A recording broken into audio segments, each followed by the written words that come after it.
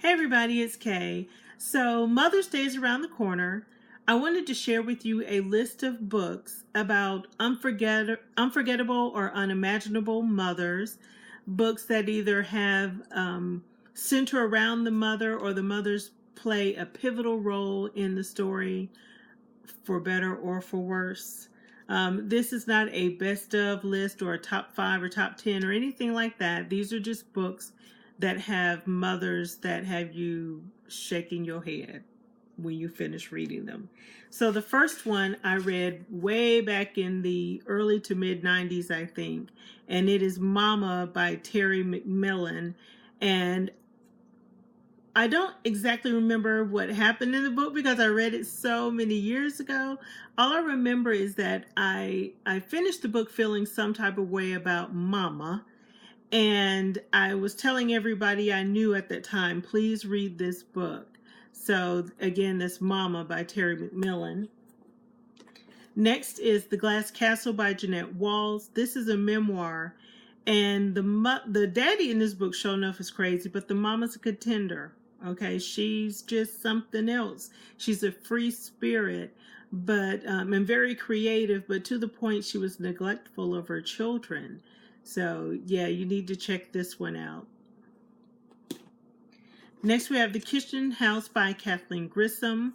And this one is a slave tale. There's a young white girl who's an indentured slave, and the family treats her like a second-class citizen, and she basically grows up in the kitchen house with the black slaves. But the mama, the missus of the house, Miss Martha, that sister was crazy. Okay, she gone, just gone. And so you have to read the book to find out what happened with Miss Martha and how and why she got that way. This next book left me feeling so sad when I finished reading it.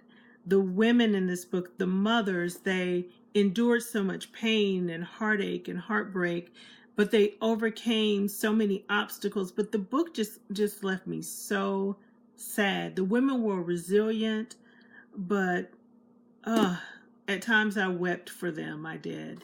But anyway, it is Color Me Butterfly by L.Y. Marlowe.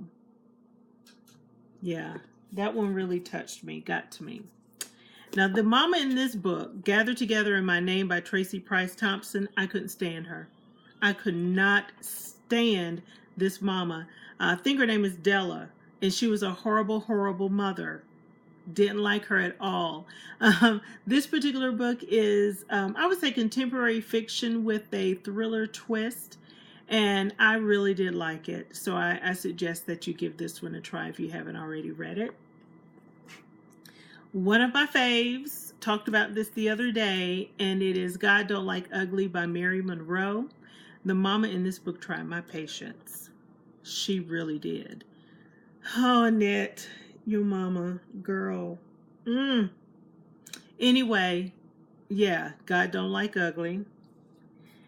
One of my favorite mothers of all times in a book. I can't even describe this woman. What I love about this book is that it's so overreaching, it's so far-fetched, it's so unbelievable, it's so just incredibly well written.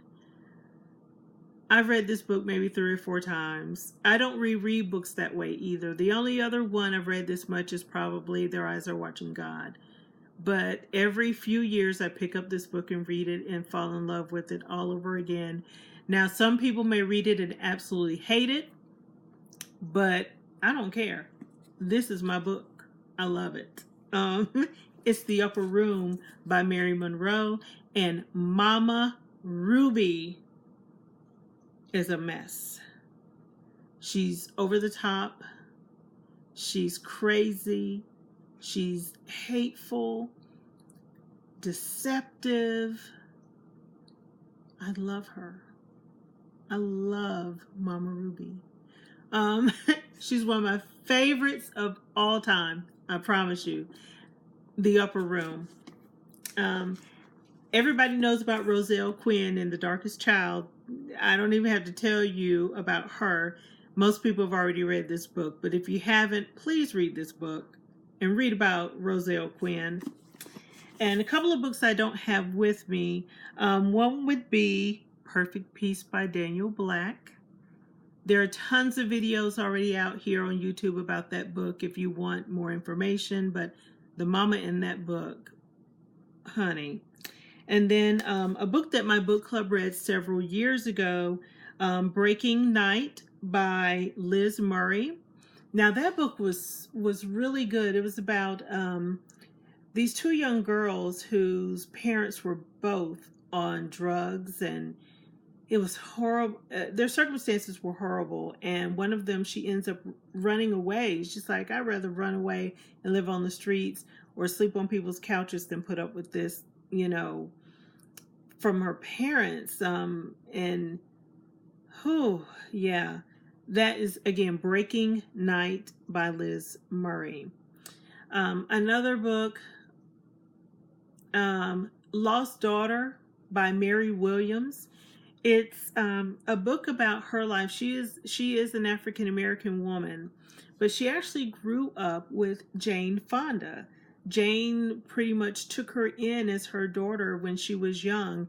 Jane was running, I think it was a summer camp, and encountered this young lady and took a shine to her, wanted to help her and bless her. And I think it's when she was married to Ted Turner, as a matter of fact, if I recall correctly. So, but the book just shows how this young girl went from living in poverty to hanging out with Jane Fonda and her family. Again, that is Lost Daughter by Mary Williams. So those are some books that you might want to check out this month for Mother's Day. Share with me what books you're reading this month, if they center around mothers or Mother's Day. Maybe you're reading some books that are happy and cheerful. All these mamas, well, most of these mamas was crazy, and yeah.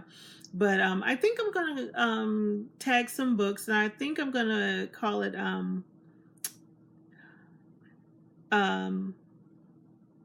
maymamamania. That's what I'm going to call it, maymamamania, and I'm going to hashtag it. I just created a hashtag, maymamamania. So share with me either through your videos or other social media what you're reading for maymamamania. And I'll see you guys later. Bye-bye.